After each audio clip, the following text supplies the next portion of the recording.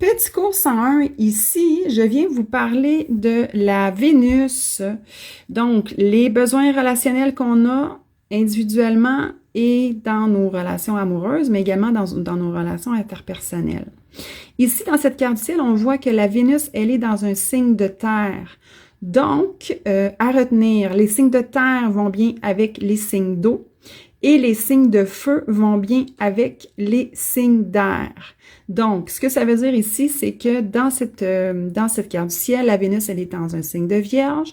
Donc, elle serait compatible avec une autre personne qui a une Vénus également en signe de Vierge, mais aussi pour être compatible avec Capricorne et Taureau, de même que signe d'eau, Scorpion, Poisson, Cancer.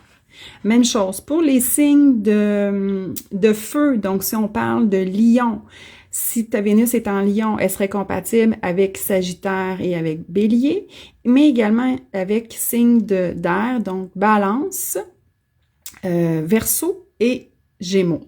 Donc, ça ne veut pas dire que c'est une science exacte parce qu'il faut regarder l'entièreté de la carte du ciel. Il faut regarder également le soleil dans quel signe, la lune dans quel signe, l'ascendant est dans quel signe. Mais ça vous donne une grande aperçu de savoir c'est quoi vos compatibilités relationnelles.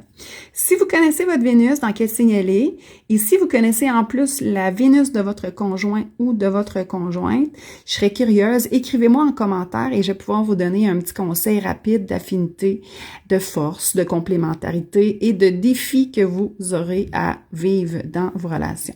Gros bisous! J'espère que ça vous a plu.